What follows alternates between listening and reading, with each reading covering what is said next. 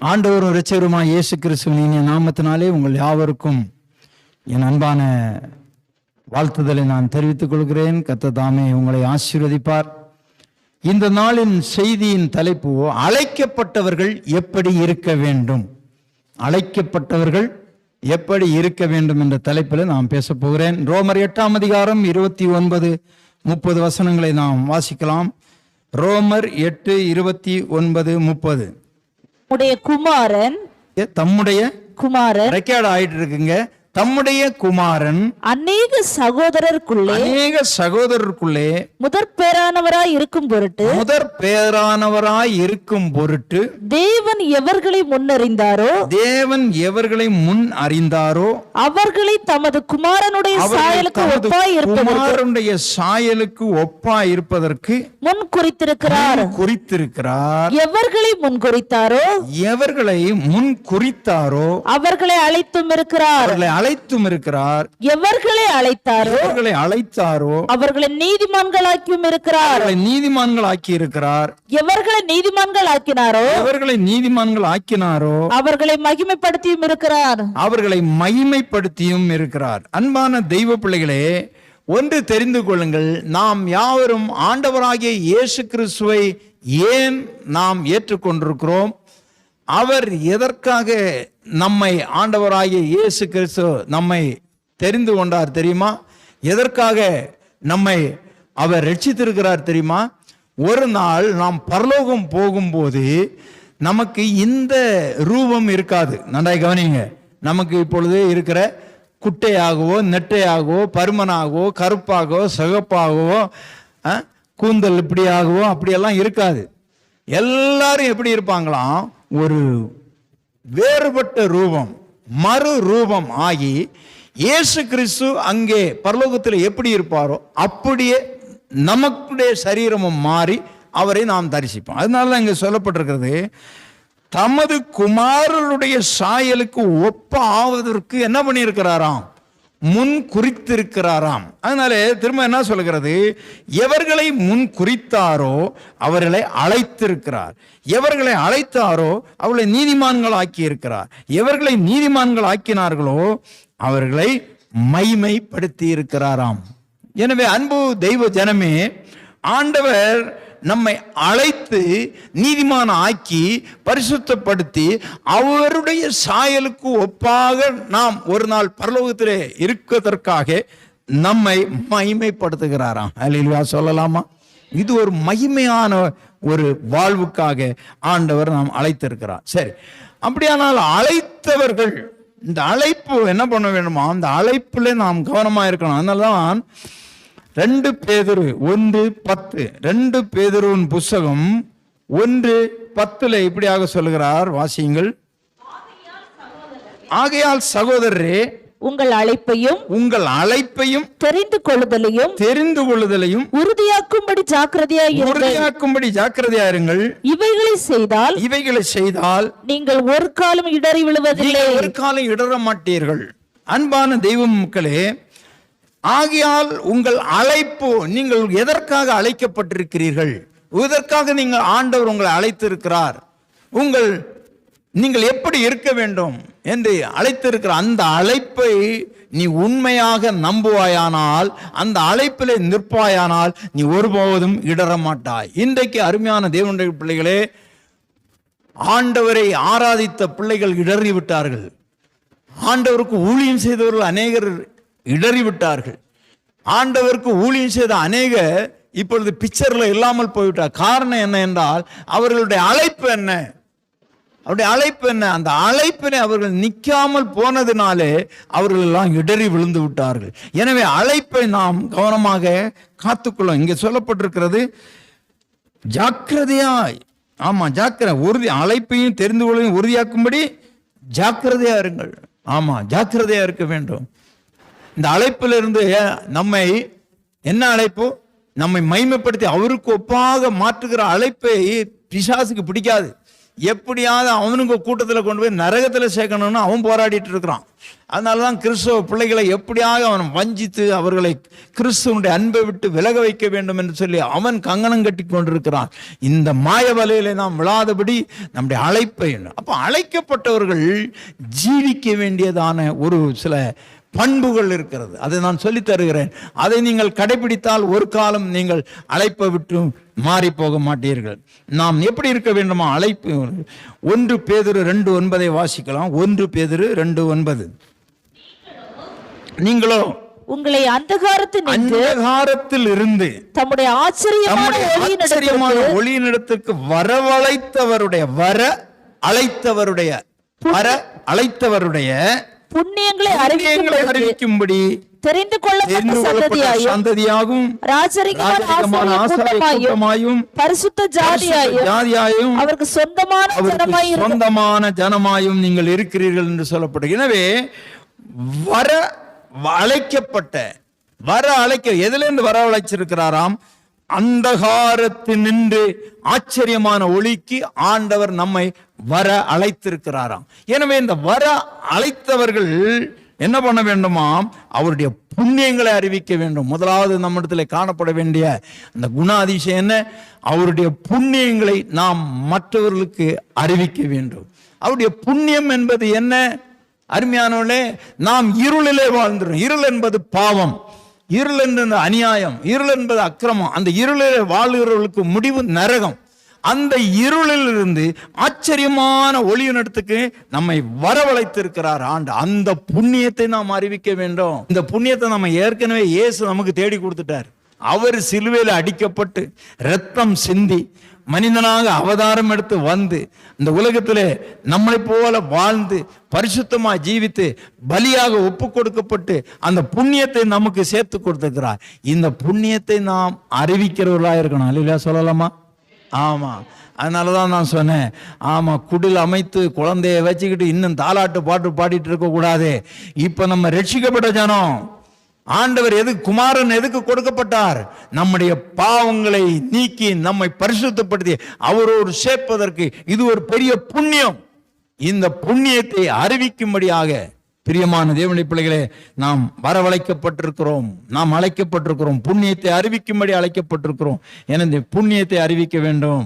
1 பேதுரு 1:15 வாசியுங்கள். 1 பேதுரு 1:15. உங்களை அழைத்தவர் பரிசுத்தமாக இருக்கிறது போல நீங்களும் உங்கள் நடக்கைகள் எல்லாவற்றிலேயும் பரிசுத்தராய் இருங்கள். அப்படியானால் ஏன் ஆண்டவர் நம்மை அழைத்திருக்கிறார் என்றால் அவர் பரிசுத்தராய் இருக்கிற போல நாமும் பரிசுத்தமுள்ளவராய் இருக்கும்படி அழைத்திருக்கிறார். இல்லையா? சொல்லலாமா? ஆமா.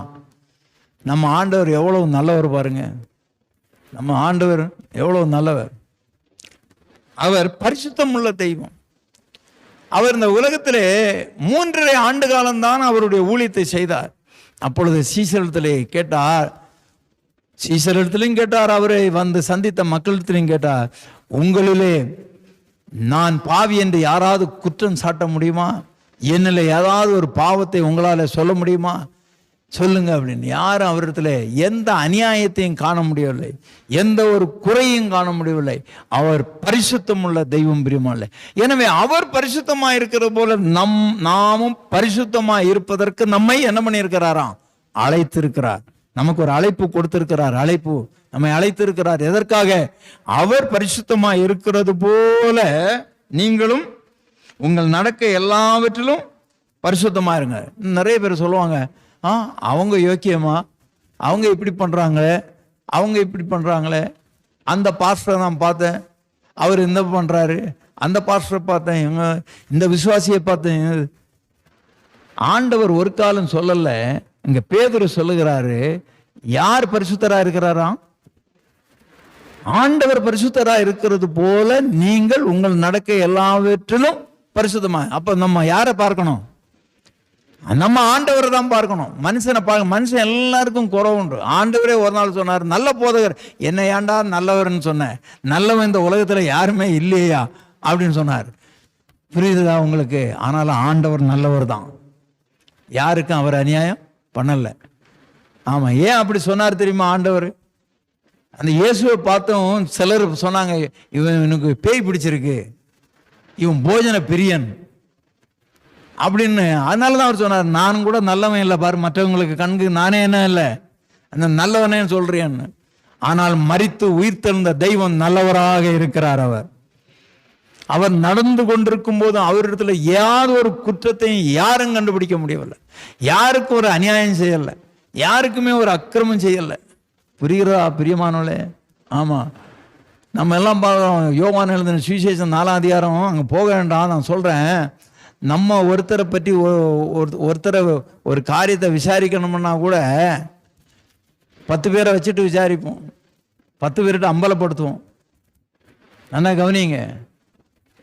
இப்போ ஒரு பிள்ளை ஒரு வாழ்க்கை சரியில்லைன்னா என்ன பண்ணுவோம்? உடனே, என்னம்மா நீ சரியில்லையே, உன்னை அங்கே பார்த்தனே, எங்கே பார்த்தனே, அது பார்த்தனேன்னு. ஆண்டவர் என்ன பண்ணா தெரியுமா? ஒரு கிணறுண்ட போய் உட்கார்ந்துருந்தார். ஒரு சமாரியா பெண்ணு தண்ணி முள்ள வந்தா. அப்போ இவர் என்ன பண்ணுறாரு ஆண்டவர், அவள் தண்ணி வர்றதுக்குள்ளால சீசர்கிட்ட, அவருக்கு தெரியும் அவர் கடவுள் தானே, நீங்கள் எல்லாம் போய் ஆகாரம் ஏதாவது எடுத்துட்டு வாங்க, நீங்கள் எவனே எங்கிட்ட இருக்காதுங்க போங்க அப்படின்னு சொல்லிட்டார். போன பிறகு இந்த அம்மா வந்தவொன்னு சொன்னாங்க, ஏம்மா எனக்கு தாகத்துக்கு தண்ணி தாம்மான்னு.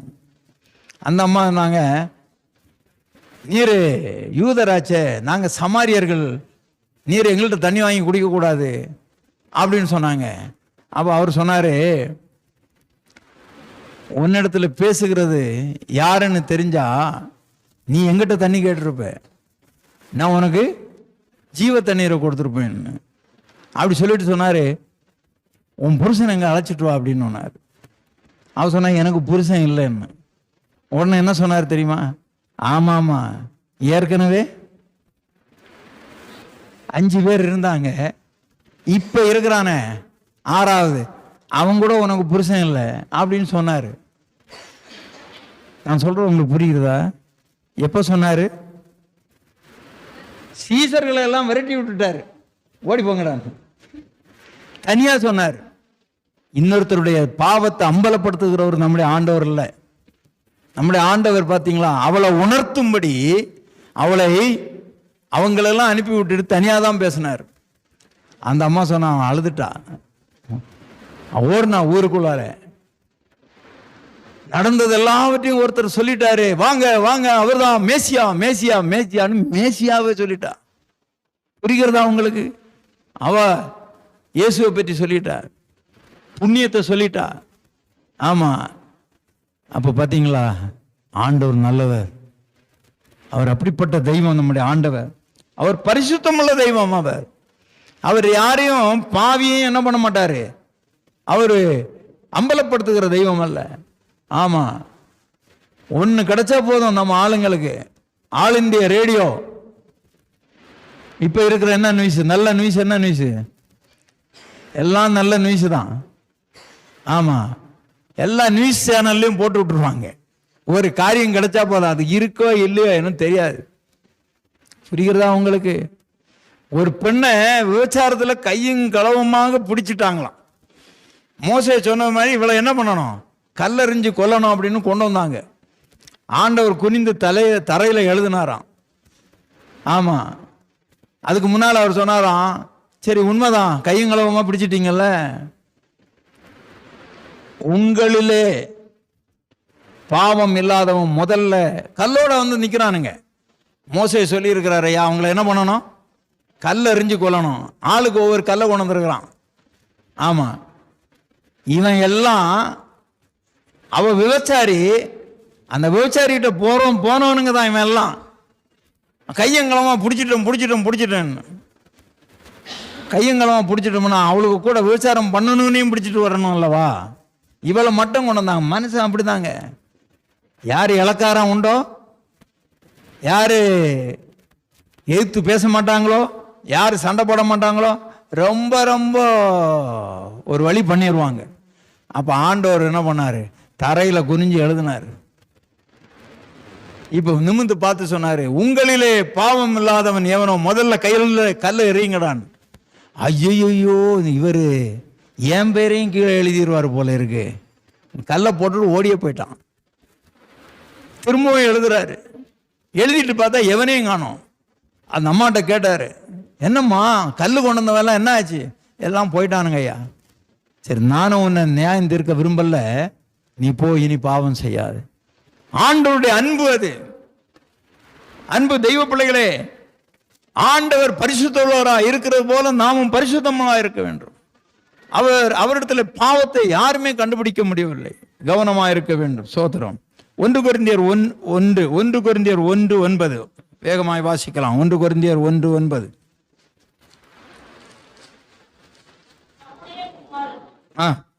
நம்முடைய கர்த்தருமாய் இருக்கிற, தம்முடைய குமாரனும் நம்முடைய கர்த்தருமாய் இருக்கிற இயேசு கிறிஸ்துவுடனே ஐக்கியமாய் இருப்பதற்கு உங்களை அழைத்த தேவன் உண்மை உள்ளவர். உங்களை அழைத்த தேவன் உண்மை உள்ளவர். உங்களை அழைத்த தேவன் உண்மை உள்ளவர். எதற்கு அழைத்தாராம்? கர்த்தருமாய் இருக்கிற கிறிஸ்து உடனே கிறிஸ்துவோடு ஒரு ஐக்கியமாயிருப்பதற்கு உங்களை அழைத்திருக்கிறார். ஆமா, அதனால நீங்க ரொம்ப அந்யோன்ய ஐக்கியம் யார்கிட்ட தான் இருக்கணும்? ஆண்டவரத்துல தான் இருக்கணும் ஐக்கியம். எல்லார் இடத்துலயும் அன்பா இருங்க. எல்லார் இடத்துலயும் போய் ஐக்கியம் பாராட்டிட்டு இருக்காதுங்க. ஆமா, சிலர் பார்த்தீங்கன்னா எப்போ பாரு ஒரு வீட்டில் போய் உட்காந்துருப்பாங்க. அங்கேயே சமைப்பாங்க, அங்கேயே சாப்பிடுவாங்க, அங்கேயே தூங்குவாங்க, அங்கேயே வருவாங்க. ரொம்ப அந்நிய ஐக்கியம். கடைசியில் பயங்கரமாக சண்டை போட்டு தெருவில் நின்று குடும்பியை பிடிச்சி அடித்து சண்டை போடுவாங்க. அன்பு இருக்கணும். ரொம்ப ஐக்கியம். ஆண்டவர்கிட்ட மட்டும் ஐக்கியமாக இருங்க. மீது எல்லா இடத்துலையும் அன்பா இருங்க. நான் சொல்ற கரெக்டு தானே? எல்லா இடத்துலையும் அன்பா இருங்க. ரொம்ப ஐக்கியமா இருக்காதுங்க. ஐக்கியம் யார்கிட்ட இருக்கணும்? ஆண்டவர்கிட்ட இருக்கணும். ஆண்டவரத்தில் இருக்கணும். அவரிடத்துல ஐக்கியம் இருக்கணும். நல்ல ஐக்கியமா இருங்க. அதுக்கு தான் உங்களை அழைத்து இருக்கிறார். ஆமா, ரொம்ப அந்யோன்யமா ஐக்கியமா இருக்கணும்னு சொல்லி எல்லாத்தையும் அவள்கிட்ட சொல்லிட்டேன் பாரு. அவ இப்போ நியூஸ் சேனலா மாறிட்டா அப்படின்னு. கவனமா இருங்க, கவனமா இருங்க. ஆமா, நீங்க எது ரகசியம்னு ஒருத்தர்கிட்ட சொல்றீங்களோ நீங்க தொலைஞ்சீங்க. அதனால கவனமா இருங்க, கவனமா இருங்க. ஆண்டவரத்தில் ஐக்கியமா இருங்க. மனுஷரிடத்துல அன்பா இருங்க. அல்லேலூயா சொல்லலாமா? உங்களுடைய ஐக்கியம் ஆண்டவரோடு காணப்பட வேண்டும். பிரியமானே, ஒரு நல்ல வசனம் ஒன்று உண்டு. 1 யோவான் 325 பக்கம் 3ஆம் வசனம் வாசிக்கலாம். 1ஆம் அதிகாரம் 3. நீங்களும் எங்களோட ஐக்கியம் உள்ளவர்களாய் இருக்கும்படி நாங்கள் கண்டும் கேட்டும் இருக்கிறதை உங்களுக்கும் அறிவிக்கிறோம். எங்களுடைய ஐக்கியம் பிதாவோடும் அவருடைய குமாரனாகிய இயேசு கிறிஸ்துவோடும் இருக்கிறது. அப்படியானால் நம்முடைய ஐக்கியம் யாரோடு இருக்க வேண்டும்? ஆமா, பிதாவோடும் அவருடைய குமாரனாகிய இயேசு கிறிஸ்துவோடும் நம்முடைய ஐக்கியம் காணப்பட வேண்டும். ஆமென். கலாத்தியர் 5:13 வாசிக்கலாம். கொரிந்தியருக்கு அப்புறம் கலாத்தியர் வரும். கலாத்தியர் 5:13. சகோதரரே, நீங்கள் சுயாதீனத்திற்கு அழைக்கப்பட்டீர்கள். இந்த சுயாதீனத்திற்கு அழைக்கப்பட்டீர்கள். இந்த சுயாதீனத்தை நீங்கள் மாம்சத்திற்கு ஏதுவாக அனுசரியாமல் அன்பினாலே ஒருவருக்கொருவர் ஊழியம் செய்யலாம். பிரியமானவர்களே, யாருமே யாருக்கும் அடிமை கிடையாது. அதான் அவர் அங்க சொல்றாரு. நீங்கள் எதற்கு அழைக்கப்பட்டிருக்கிறீங்க? சுயாதீனமா இருக்கிறவர். யாருக்கும் யாரும் அடிமை கிடையாது. சுயாதீனமா இருக்க வேண்டும். இந்த சுயாதீனத்தை நீங்கள் மாமிசத்துக்கு ஏதுவாக செயல்படுத்தக்கூடாதான். நான் யாருக்கும் அடிமை கிடையாது, நான் சுயாதீனம் அப்படின்னு இருக்கக்கூடாதான். அப்படி இல்லாதபடி என்ன பண்ணணுமா? அன்பினாலே ஒருவருக்கு ஒருவர் ஊழியம் செய்யணும். ஆமா, இதுக்கு தான் நீங்க அழைக்கப்பட்டிருக்கிறீங்க. அன்பினாலே ஒருவருக்கு ஒருவர் ஊழியம் செய்ய வேண்டும். நன்றாய் கவனமா இருங்க. அன்பினாலே ஒருவருக்கு ஒருவர் ஊழியம் செய்ய வேண்டும் அப்படின்னு சொன்ன என்ன என்றால், இப்போ அப்பா அம்மாவுக்கு பிள்ளைகள் ஊழியம் செய்யணும். ஆமா, போய்மா கடைக்கு போய் பால் பாக்கெட் வாங்கிட்டு வாங்கன்னா அது அம்மாவுக்கு செய்கிற ஒரு உதவி. அம்மா போக வேண்டிய இடத்துல நம்ம போய் வாங்கி கொடுக்கிறது அது ஒரு ஊழியம். ஊழியம் என்று சொல்லுறது என்னன்னா, இலவசமாக பெற்றீர்கள், இலவசமாக கொடுங்க, அதான் ஊழியம். ஆமா, இலவசமாக பெற்றீங்க, இலவசமாக கொடுங்க, இதுதான் ஊழியம். சில பிள்ளைங்க இந்த ஊழியத்துக்கும் காசு கேட்பாங்க. 30 ரூபாயோ 32 ரூபாயோ பால் பாக்கெட் வாங்கிட்டு வர்றதுக்கு எனக்கு 10 ரூபா 5 ஸ்டார் சாக்லேட் வாங்குறதுக்கு காசு தருவியா? அப்பதான் நான் போய் ஒரு பாக்கெட் பால் வாங்கிட்டு வந்து தருவேன் அப்படின்னு. இதெல்லாம் இவருக்கு எப்படி தெரியுது அப்படின்னு சிலர் நினைக்கிறாங்க. 30 உங்க ஊர்ல பால் பாக்கெட்டு நான் வாங்குற பால் சில இடத்துல 30, அது என்ன சில இடங்கள்ல 30 ரூபாய்க்கும் விற்கிறாங்க. நல்ல ஒரு ஹோல்சேல் கடையில், சில பெட்டி கடைகள்லாம் 32 ரூபா, 32 ரூபா.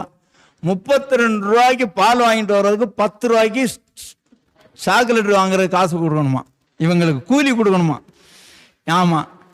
அப்போ இங்க என்ன, அன்புனால நீங்க ஊழியம் செய்யுங்க. ஒருத்தருக்கு ஒருவர், புருஷனுக்கு மனைவி ஊழியம் செய்யணும். இப்ப எல்லாரும் என்ன பண்றாங்கன்னா, நிறைய இடங்கள்ல எல்லாம் உங்களை சொல்லலை, 2 பேரும் வேலைக்கு போறாங்க, அதனால 2 பேரும் சம்பாதிக்கிறாங்க. அதனால ஒருத்தர் சலிச்சவங்க கிடையாது. அதனால சொன்ன பேச்சு கேட்கறதே கிடையாது, புருஷன் பேச்ச மனைவி கேட்கறதே கிடையாது. உங்களை சொல்லலைன்னு சொல்லிட்டேன். அதனால நிறைய இடங்கள் அப்படிதான் ஆகுது. என்னங்கிற, நானும் தான் வேலைக்கு போறேன், நானும் தான் சம்பாதிக்கிறேன், வேலையை பாரு. அன்பினால செய்யணுமா, ஒருவருக்கு ஒரு ஊழியம் செய்யணுமா. ஆமா, கடைசியில் வரவங்களுக்கு சோத்திரம். அன்பினாலே ஒருவருக்கு ஒரு ஊழியம் செய்யணும். அன்பினால இங்க பெருக்கிறது, பாய் போடுறதும் சரி, எல்லாம் எதுவானாலும் அன்பினால செய்யுங்க. அதிகாரத்தில் இல்லை, நீங்க சுயாதீனத்துக்கு அழைக்கப்பட்டிருக்கீங்க. உங்களை யாரும் அடிமையா வச்சுக்கிட முடியாது. ஆனால் அந்த சுயாதீனத்தை நீங்க மாம்சத்துக்கு ஏதுவாக அனுசரிக்க கூடாதான். நன்றாக கவனிக்கணும். ஆமா, எனக்கு சுயாதீனம் இருக்குன்னு சொல்லிட்டு மாம்சத்துக்கு ஏதோ அனுசரிக்காதுங்க. என்ன பண்ணணும்? அன்பினாலே ஒருவருக்கு ஒருவர் ஊழியம் செய்யணும். சோத்திரம். அல்லேலூயா. கர்த்தர் நல்லவராக இருக்கிறார். அது அடுத்தபடியாக எதற்காக நீங்கள் அழைக்கப்பட்டீர்கள்? கலாத்தியர் 1:6 வாசிங்க. கலாத்தியர் 1:6. உங்களை கிறிஸ்துவின் கிருபையினாலே அழைத்தவரை உங்களை கிறிஸ்துவின் கிருபையினாலே அழைத்தவரை நீங்கள் இவ்வளவு சீக்கிரமாய் விட்டு வேறொரு சுவிசேஷத்துக்கு திரும்புவதை பற்றி நான் ஆச்சரியப்படுகிறேன். நீங்க சொல்லுகிறாரு, உங்களை எப்படி அழைச்சிருக்கிறாராம்? கிருபையினாலே அழைத்திருக்கிறீங்க. நீங்க நானோ நீங்களோ ஆண்டவருக்கு ஏதாவது கொடுத்தோமா, வெகுமானங்கள் கொடுத்தோமா? கிடையாது. அப்போ இங்க என்ன நம்ம சொல்லப்பட்டிருக்கிறோம்? கிருபையினாலே நீங்கள் அழைக்கப்பட்டீங்க. நம்ம யாராவது காசு பணம் கொடுத்தோமா? ஒவ்வொரு தடவையும் எங்க ஆலயத்துக்கு வரும்போது 100 ரூபாய்க்கு கற்பூரம் வாழைப்பழம் வாங்கிட்டு வரோமா? கிடையாது. கிருபையினாலே ஆண்டவர் நம்ம என்ன பண்ணியிருக்கிறார்? அழைத்திருக்கிறார். இந்த அப்படி கிருபையினால் அழைத்தவரை நீங்கள் சீக்கிரமாய் விட்டு இன்னொரு சுவிசேஷத்துக்கு திரும்புவதை குறித்து நான் ஆச்சரியப்படுகிறேன் என்று அங்கே பவுல் சொல்கிறார். அநேகர் கிறிஸ்தவ ஜீவியத்தை கிறிஸ்துவுக்குள்ளாக தொடங்கி இருக்கிறார்கள். ஆனால் கொஞ்ச காலங்கள் போகும்போது இன்னொரு சுவிசேஷத்தை அவர்கள் ஏற்றுக்கொள்றாங்க. அது மனுஷர் மூலமாக வருகிறதோ, ஊழியக்காரங்க மூலமாக வருகிறதோ, அநேக சத்தியத்துக்கு புறம்பான காரியங்களை விதைத்து கொண்டிருக்கிறார்கள். அதற்கு கட்டுக்கதைகளுக்கு அதற்கு செவிசாய்த்து விசுவாசத்தை விட்டு வழி விலகி போனவங்க எத்தனை பேர் இருக்கிறாங்க? அப்படி போகக்கூடாதுன்னு சொல்றார். நீங்கள் கற்றுக்கொண்ட விசுவாசத்தில் என்ன பண்ணணும்? நல்லா நிலைத்திருக்க வேண்டும். ஆமா, பவுல் சொன்னார், நான் போன பிறகு ஆட்டுத்தோலை போர்த்து கொண்டு ஓநாய்கள் வருவாங்க, கூடுமான ஆள் வஞ்சிக்கப்பட்ட, அதாவது தெரிந்து கொள்ளப்பட்டவர்களையும் வஞ்சிக்கிற காலம் வருகிறது என்று சொன்னார். கவனமா இருக்கணும். வேறொரு சுவிசேஷத்தை உங்களுக்கு கொண்டு வந்தாங்கன்னா அதை ஏற்றுக்கொள்ளாதுங்க. அந்த நீங்கள் கற்று நிச்சயித்த சுவிசேஷத்தில் நிலை நிற்க நீங்கள் அழைக்கப்பட்டிருக்கிறீர்கள். அல்லேலூயா சொல்லலாமா? சோத்திரம்.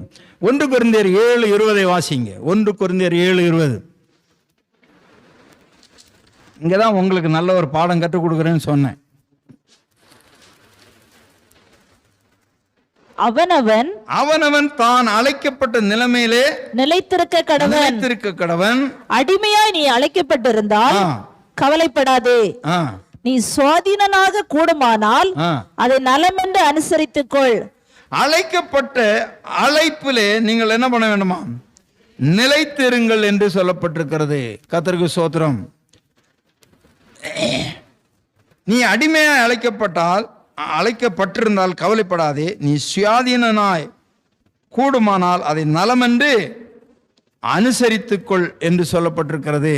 22ஆம் வசனம், கர்த்தருக்குள் அழைக்கப்பட்ட அடிமையானவன் கர்த்தருடைய சுவாதீனனாய் இருக்கிறான். அப்படியே அழைக்கப்பட்ட சுவாதீனன். இது எதற்கு சொல்லப்பட்ட? நீங்கள் எதற்காக அழைக்கப்பட்டிருக்கிறீர்கள் என்பதை முதலாவது நீங்கள் தெரிந்து கொள்ள வேண்டும். எதற்காக அழைக்கப்பட்டிருக்கிறீர்கள்? அதாவது நீங்கள் ஒரு ஊழியத்திலே இசை வாசிக்க அழைக்கப்பட்டிருந்தாலும் இசை வாசிக்க வேண்டும். ஜெபம் பண்ண அழைக்கப்பட்டிருந்தால் நீங்கள் ஜெபத்திலே தரித்திருக்க வேண்டும். உங்களை பிரசங்கத்துக்கு அழைக்கப்பட்டிருந்தால் பிரசங்கிக்க வேண்டும். அநேக இந்த பிரசங்கிக்கிறதுக்கு அழைக்கப்படாவிட்டாலும் கூட அவள் பிரசங்கிக்க வேண்டும் என்ற ஆசை, இதனால நிறைய சபைகளில் பிரச்சனைகள் போடும். எனவே நீ எதற்கு அழைக்கப்பட்டிருக்கிறாய்? உன்னுடைய அழைப்பு என்ன? ஒரு சபையில் உனக்கு அழைப்பு என்ன? நீ ஒரு விசுவாசியா இருந்து உடன் ஊழியராக இருக்க அழைக்கப்பட்டிருக்கா? இதெல்லாம் நமக்கு ஒருவேளை ஒவ்வாதா இருந்தாலும் சபைகளுக்கு இது பொருத்தமான ஒரு வார்த்தை. இன்னைக்கு அநேகர் பார்த்தீர்கள்னால் நம்ம ஊரில், அதாவது பாரம்பரிய சபைகளில் பார்த்தீங்கன்னா கோவில் பிள்ளைன்னு ஒருத்தர் உண்டு. கேள்விப்பட்டிருக்கீங்களா? அவருக்கு வேலை என்னன்னா, ஆராதனை ஆரம்பிக்குமா மணி அடிக்கணும், 2ஆம் பெல் அடிக்கணும், கல்யாணத்துக்கு மணி அடிக்கணும், செத்தா மணி அடிக்கணும். இதுதான் அவருக்கு வேலை. கோயிலை திறக்கணும், கோயிலை மூடணும். அடுத்தது ஒருத்தர் உண்டு, அவர் காணிக்கையை கலெக்ஷன் பண்ணுறது, அவர் எண்ணி ரெசர்ட்டை கொடுக்கணும். இப்படி ஒவ்வொருத்தருக்கும் ஒவ்வொரு, ஆமாம், அந்த காரியங்களை செய்யணும். நிறைய பேர் ஊழியக்காரங்களை என்ன பண்ணுவாங்கன்னா குறையா பேசிட்டு இருக்க, இந்த பாஸ்டர் இன்னைக்கு இப்படி பேசிட்டாரு, அப்படி பேசிட்டாரு, அது பேசிட்டாரு, இது பேசுறாங்க. ஆமாம், நல்ல நம்ம பிள்ளைங்களா போய் இனிமேல் பேசவும் மாட்டாங்க, சாக்லேட்டு காசும் கேட்கவும் மாட்டாங்க, மனம் திரும்பிட்டாங்க நல்ல பிள்ளைங்க. ஆமாம், நிறைய பேர் என்ன பண்ணுங்க, இந்த பாஸ்டர் அப்படி தான், அந்த பாஸ்டர் அப்படி தான், அந்த பாஸ்டர் அப்படி தான். அப்படி நீ பாஸ்டரா வந்து பாரு, அப்போ தெரியும். சோத்திரம். அதனால நமக்கு என்னதுக்கு அழைக்கப்பட்டேனோ நம்ம அந்த அழைப்பில் கரெக்டாக இருந்துட்டு போயிடணும். அடுத்த விஷயத்தில் நம்ம என்ன பண்ணக்கூடாது, தலையிடக்கூடாது. சோதரம். ஆமாம், இதுதான் நிறைய பேருக்கு என்னன்னு தெரியல. ஊழியக்காரனை என்னமோன்னு நினைச்சிருக்கிறாங்க இவங்க. ஆமாம், உங்க கதைகளை கேட்கறதுக்காக நான் வர்றேன். ஆமாம், நான் உங்களுக்காக உண்மையில சொல்றேன், மனப்பூர்வமாக வர்றவங்களும் சரி, ஒரு நாள் காலுங்க வச்சுட்டு போனாங்கன்னா கூட ஆண்டவரே அவங்களுக்கு முகம் மைண்டில் இருக்கும். நிறைய பேருக்கு முகம் என்கிட்ட இருக்கு. ஆமாம், நிறைய ஊழியக்காரங்க அதுமா போய் அதை பண்ணி இதை பண்ணி அட்டாக் வந்து போய் சேர்ந்துட்டாங்க. சோத்திரம்.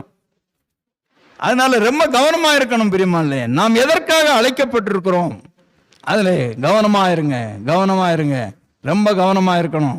எபேசியர் 4:1 வாசிங்க. எபேசியர் 4:1.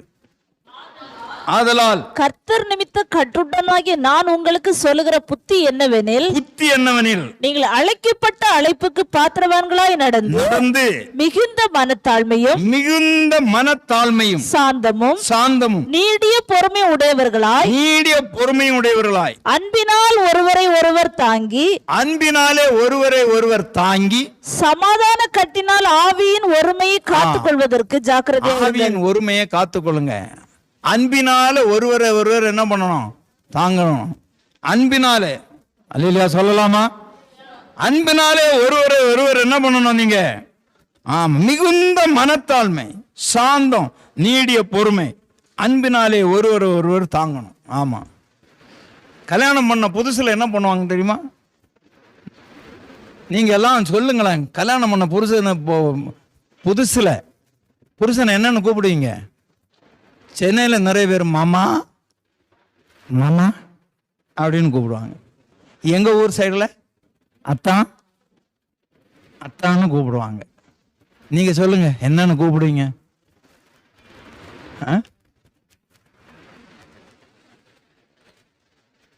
கேரளாவில் நிறைய பேர் சேட்டான்னு கூப்பிடுறாங்க. சேட்டான்னு ஒன்னா அண்ணன், சேட்டா அப்படி தானம்மா சேட்டான்னு கூப்பிடுறாங்கல்ல. சேட்டான்னா அண்ணன். அப்ப அவங்க எப்படி என்னன்னா தனக்கு அண்ணனான்னு நினைக்கிறாங்க. ஒரு அண்ணன் எப்படி இருப்பாரு? தங்கச்சியை விட்டு கொடுத்துருவாரா? தங்கச்சிக்கு நன்மை செய்வார். அதுதான் அவங்க சேட்டா அப்படின்னு. நம்ம மாமா கல்யாணம் ஆன புதுசுல உடனே என்ன பண்ணுவாங்க, இவர் வேலைக்கு போயிட்டு வருவார். வேலைக்கு போயிட்டு வரும்போ 5 நிமிஷம் லேட்டாகனா போதும், என்ன மாமா 5 நிமிஷம் லேட்டு அப்படின்னு. வந்த உடனே என்ன பண்ணுவாங்க, செம்பில் தண்ணியை கொண்டு வந்து குடிங்க மாமா, சுடுதண்ணி போட்டு வச்சிருக்கிறேன் மாமா, குளிச்சுட்டு வாங்க மாமா. வந்த உடனே காப்பி, ஏதாவது ஒரு பலகாரமோ ஏதோ ஒன்று. காப்பியை கொடுக்கும்போது ஒரு பயபக்தியும் மரியாதையும் இருக்குத பாருங்களேன். கப்பில் பிடிச்சிக்கிட்டு கீழே கையை வச்சு மாமா. ஒரு 5 வருஷம் 6 வருஷம் ஆயிடுச்சு. இவர் வருவார், காலு மேலே காலை போட்டுட்டு அம்மா வீட்டுக்கு போன பண்ணிட்டு டிவியில் சீரியலை பார்த்துட்டு அவர் வந்து கதவை திறந்து பாத்ரூமில் போய் குளிச்சுக்கிட்டு வந்து என்னம்மா பண்ணிட்டு இருக்கிறேன், எப்போ வந்தீங்க, எப்போ வந்தீங்கன்னு கூட கேட்க மாட்டேன். எப்போ வந்த, காப்பி கொடுமா, காலமை வச்ச பால் அந்த காப்பி போட்டதில் மீதி இருக்கு, சூடு பண்ணி குடி போ. அப்போ அந்த ஆரம்பத்தில் இருந்த அன்பு எங்க போயிடுச்சு? எதற்கு அழைக்கப்பட்டிருக்கிறீங்க நீங்க? மிகுந்த மனத்தாழ்மை. நீங்கள் அழைக்கப்பட்ட அழைப்புக்கு பாத்திரவான்களா இருந்து மிகுந்த மனத்தாழ்மை, சாந்தம், நீடிய பொறுமை உடையவர்களா அன்புல ஒருவர் தாங்கி சமாதானம் கட்டினாலே ஆவியினாலே ஒருமையை காத்துக்கொள்வதற்கு ஜாக்கிரதையா இருங்க. ஆமா, ஊர்ல இருந்து ஏதாவது ஒரு போன் பண்ணி ஏதாவது ஒரு வார்த்தை சொன்னா முதல்ல மாமா சாப்பிடுங்க மாமா, சாப்பிட்டுட்டு தூங்க மாமா, மாமா ஒன்று சொல்கிறேன் மாமா அப்படின்னு மெதுவாக சொல்லுவாங்க. இந்த மாதிரி ஒரு மாதிரி ஃபோன் பண்ணி உங்கள் அம்மா இப்படி சொன்னாங்க மாமான்னு. இப்போ அப்படி இல்லை. 10 வருஷம் 5 வருஷம் ஆயிடுச்சுன்னா அவர் வந்து அப்படியே பைக்கில் வந்து இறங்குறவர், தப்பாரு 2ல் 1 நான் தெரிஞ்சாகணும், இன்னைக்கு உங்கள் அம்மா இப்படி ஃபோன் பண்ணாங்க என்னங்கிற. இப்போ அன்பு இல்லை, அன்பு தேஞ்சு போயிடுச்சு. நீடிய பொறுமையும் இல்லை, மனத்தாழ்மையும் இல்லை, சாந்தமும் இல்லை, அன்பும் இல்லை. கொஞ்சம் யோசித்து பார்ப்போம் பிரியமானவர்களே. அன்பு குறையக்கூடாதுங்க, அன்பு குறையக்கூடாது. ஆமா, எங்க வீட்டில் இன்னைக்கு அன்பா தான் இருக்கிறாங்க. அன்னைக்கு என்ன மாமான்னு கூப்பிட்டது கிடையாது, அத்தான்னு கூப்பிட்டது கிடையாது. ஏங்க அந்த ஏங்க இன்னைக்கு வரையும் ஏங்கிட்டே இருக்கிறாங்க அப்படின்னு. அப்ப எல்லாம் நான் 4 இட்லி 5 இட்லி சாப்பிடுவேன். எத்தனை இட்லி? 5 இட்லி சாப்பிடுவேன். இப்ப 2 இட்லி தான் சாப்பிடுவேன். குறைஞ்சிச்சு, வயசு ஆகுது அல்லவா. இப்போ என் மனைவி அன்பு குறையலைங்க.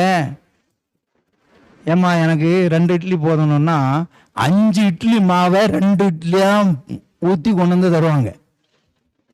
உங்களுக்கு எல்லாம் நான் சொல்ற புரிஞ்சிச்சா இல்லையா? நான் இப்போ 2 இட்லி தான் சாப்பிடுறது. ஒரு காலத்தில் எவ்வளோ சாப்பிட்டேன்? 5 இட்லி. இப்போ இந்த அம்மா என்ன பண்றாங்க? 5 இட்லி மாவை நீங்க 2 இட்லி தானே கேட்குறீங்க, 2 இட்லியா ஊற்றி கொண்டு வந்து கொடுக்குறாங்க. பன்னு மாதிரி இருக்கு. ஏமா இது 7 இட்லி மாவு. நான் குறைக்கிறதுக்கு கேட்டா நீ இன்னும் கூட்டிட்டு போறிய. எது? அன்பு. இன்னும் புருஷன் நல்லா சாப்பிட்டு நல்லா இருக்கணும், நீடோழியா இருக்கணும். அன்பு குறையல. ஆமா, சாப்பிட்டுட்டே இருக்கும் வருவாங்க. என்னங்க சாம்பார் கொஞ்சம் ஊத்திக்கிறீங்களா? ஆமா, நாங்கள் சாப்பிட்டு முடிக்கிறவங்களால காப்பி ஆற்றி கொண்டு வந்து வைப்பாங்க. இன்னும் ஒரு இட்லி எடுத்துட்டு வரட்டுமா?